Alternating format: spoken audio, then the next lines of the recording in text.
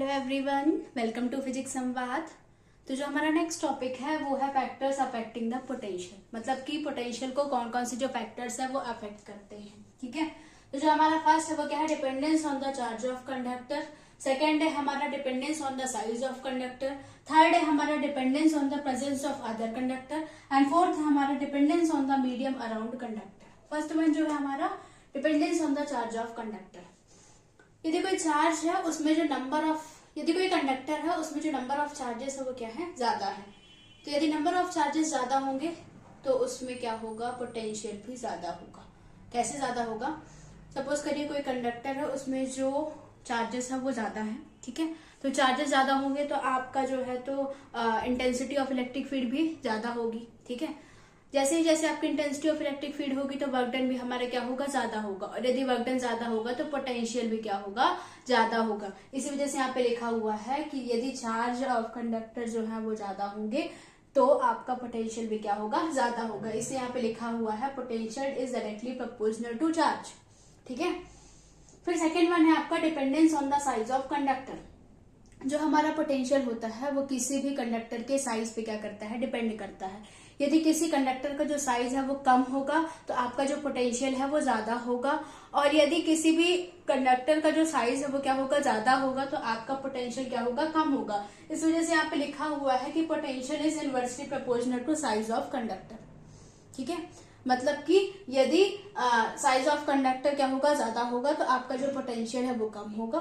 ठीक है, यदि पोटेंशियल ज्यादा होगा तो साइज ऑफ कंडक्टर क्या होगा, कम होगा। ठीक, थर्ड वन जो है हमारा वो है dependence on the presence of other conductor. यदि सपोज करिए एक चार्ज कंडक्टर है, ठीक है, चार्ज कंडक्टर के पास में यदि हम कोई अनचार्ज कंडक्टर लाते हैं तो हमारा जो पोटेंशियल है वो क्या होगा, डिक्रीज होगा।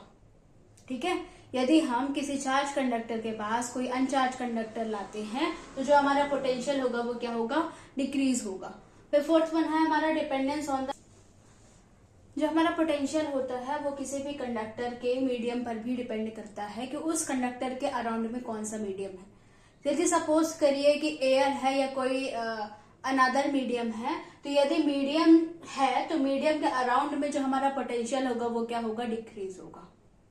ठीक है, तो जो हमारा नेक्स्ट टॉपिक है वो है इक्विपोटेंशियल सरफेस। इक्विपोटेंशियल सरफेस क्या होता है, इक्विपोटेंशियल सरफेस जो होती है वो ऐसे सरफेसेस होती हैं जहां पे इलेक्ट्रिक पोटेंशियल जो होता है वो एवरी पॉइंट में क्या होता है, सेम होता है। ये डेफिनेशन लिखी हुई है, any surfaces that has same electric potential at every point on it's called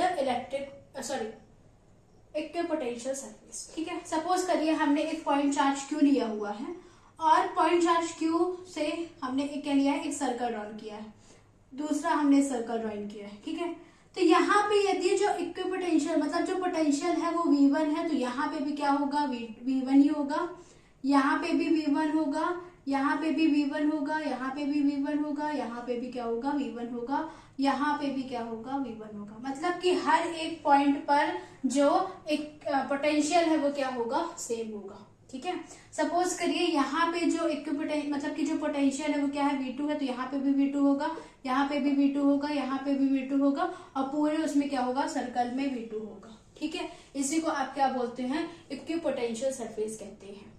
ठीक, any surface that has same electric potential at every point on it's called equipotential surface. Thank you. आइए देखते हैं कि properties of equipotential surfaces क्या होती हैं। ठीक है, तो जो फर्स्ट प्रॉपर्टी है वो है कि no work done is moving a test charge over an equipotential surface. मतलब कि इक्विपोटेंशियल सरफेस में कोई भी वर्क डन नहीं होगा जब टेस्ट चार्ज क्या करेगा, मूव करेगा। ठीक है, सपोज करिए यहाँ पे क्या है, यहाँ पे एक प्लस क्यू चार्ज है, यहाँ पे एक प्लस क्यू चार्ज है। ठीक है, ये इलेक्ट्रिक फील्ड लाइंस है, ये क्या है, एक सेंटर, ये एक स्फीयर है। ठीक है, तो यहाँ पे भी V1 होगा, यहाँ पे भी V2 होगा, यहाँ पे भी V1 होगा, यहाँ पे भी V1 होगा। मतलब कि इक्विपोटेंशियल सरफेस में जो इलेक्ट्रिक पोटेंशियल होता है वो हर एक पॉइंट में सेम होता है। ठीक है, तो जब हम वर्क डन करेंगे तो V1 माइनस V1 करेंगे तो 0 हो जाएगा, V1 माइनस V1 करेंगे तो 0 हो जाएगा। इस वजह से उसने क्या लिखा है कि कोई भी वर्क डन नहीं होता है जब आपका टेस्ट चार्ज क्या करता है, मूव करता है। ठीक है, सेकेंड वन है आपका electric field is always normal to the equipotential surface at every point. Electric field जो होती है वो क्या होती है, नॉर्मल होती है इक्विपोटेंशियल सरफेस के। ये इलेक्ट्रिक फील्ड लाइंस है जो कि क्या है, नॉर्मल है किसके, इक्विपोटेंशियल सरफेस के। ठीक है। थर्ड वन है आपका no two equipotential surface intersect each other. कोई भी दो इक्विपोटेंशियल सरफेस जो होते हैं वो कभी भी एक दूसरे को इंटरसेक्ट नहीं करते।